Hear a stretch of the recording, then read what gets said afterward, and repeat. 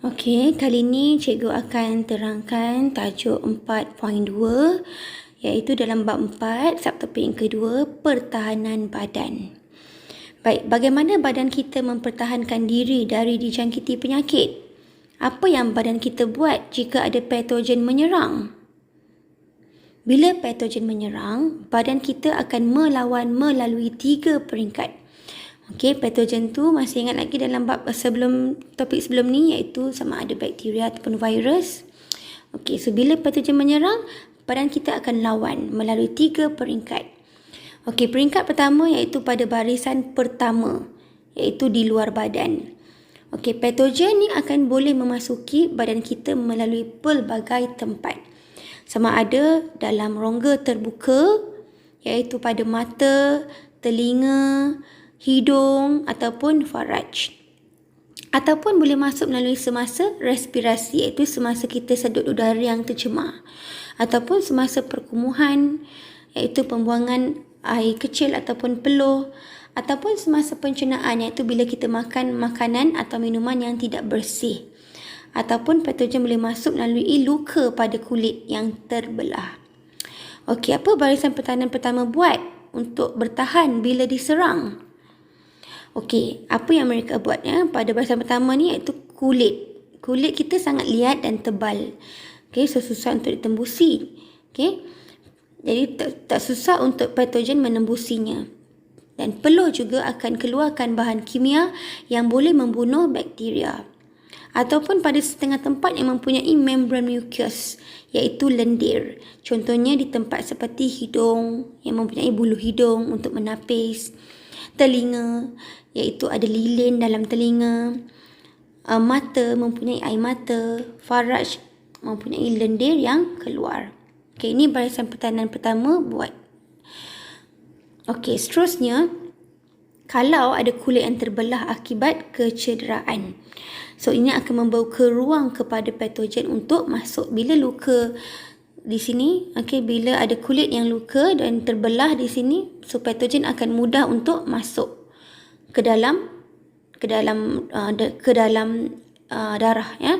So platelet darah akan segera membekukan darah di keliling luka seperti pagar. So platelet ni akan membekukan darah lah supaya patogen tak dapat tembus ke dalam kulit. Okay, kemudian sel darah putih akan membunuh patogen dengan cepat. Maknanya sel darah putih ni akan lawan patogen ni, akan bunuh patogen ni dengan cepat. Okay, ini yang barisan pertahanan pertama buat. Baik, patogen yang berjaya tembus pertahanan pertama akan cuba masuk sistem darah dan serang pertahanan kedua. Okey. Baik, bila dah sampai pada barisan pertahanan kedua, kalau patogen berjaya menembusi barisan pertahanan pertama, dia akan masuk ke dalam sistem darah dan menyerang barisan pertahanan kedua. So dalam sistem darah ni bila ada patogen yang masuk ke dalamnya, sistem pertahanan badan akan lawan patogen melalui proses fagositosis. Apa itu proses fagositosis? Proses fagositosis ialah proses di mana sel darah akan mencerna dan menelan patogen menggunakan enzim dalam badan. Okey, so dia akan, kalau nampak kat sini, ni adalah sel darah putih. Okey, yang ni adalah patogen. Okey, bila ada patogen, sel darah putih akan mengelilingi, nampak sel darah putih dah mengelilingi patogen tu dan kemudian akan telan. Dia akan telan, nampak patogen ni dah masuk dalam sel darah putih. Dia akan telan dan apa yang dia buat dalam tu, sel darah akan menggunakan enzim untuk mencernakan patogen tu. Okey, nampak yang keluar ni adalah hasil pencernaan.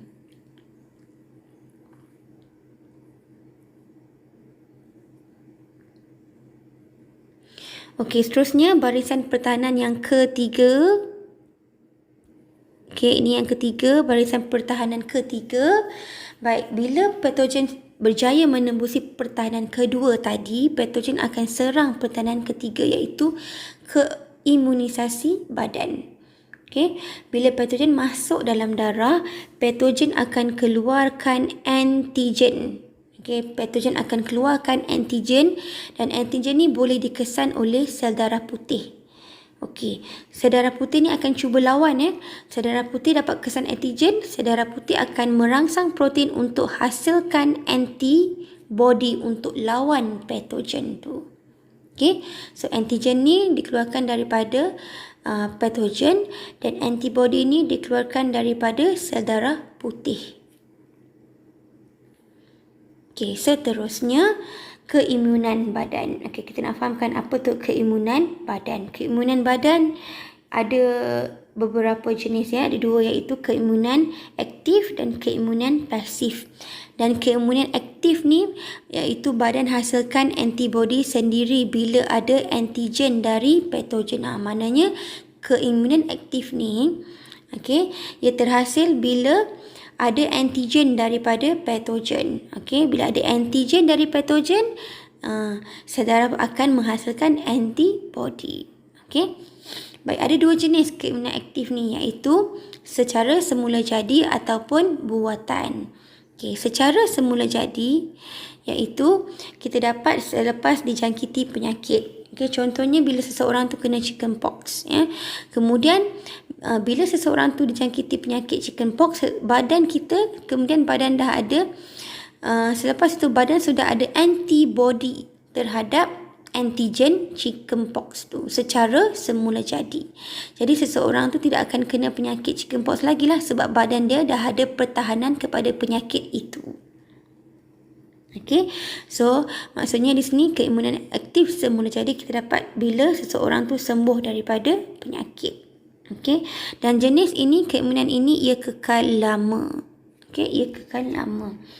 Baik, keimunan aktif buatan. Buatan ni maknanya buat yang dihasilkan yang kita buat secara sintetik. Iaitu badan disuntik oleh vaksin.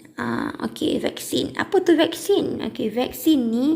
Vaksin ni adalah vaksin ni mengandungi antigen yang diperolehi daripada virus atau bakteria yang dilemahkan atau telah dimatikan. Maknanya vaksin ni adalah virus yang kita dapat daripada virus atau bakteria yang telah lemah ataupun telah mati. Yang mana dalam tu ada antigen.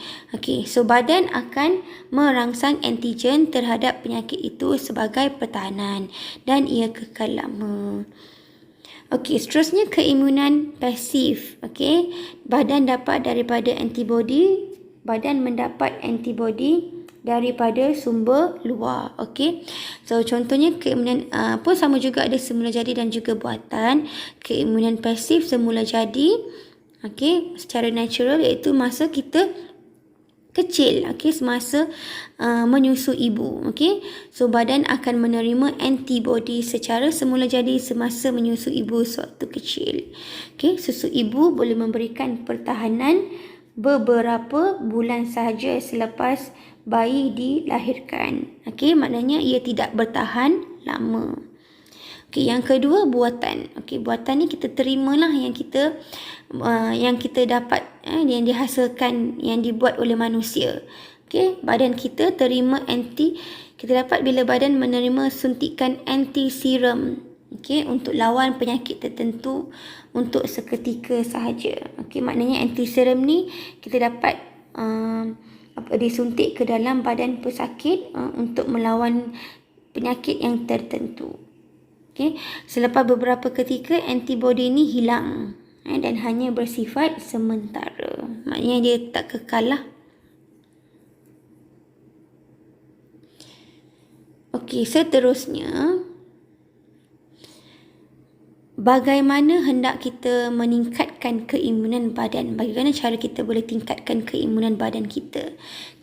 Antaranya kita dapat rehat dan tidur yang cukup, amalkan gaya hidup yang sihat, elakkan daripada tekanan, amalkan gizi seimbang, kurangkan pengambilan gula, beriadah, dapat mengelakkan tekanan, tidak merokok, membuat pemeriksaan kesihatan secara berkala.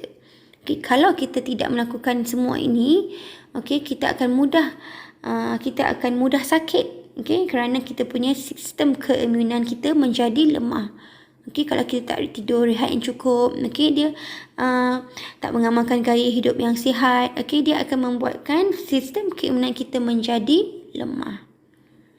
Okey, itu saja daripada cikgu. Sekian. Terima kasih.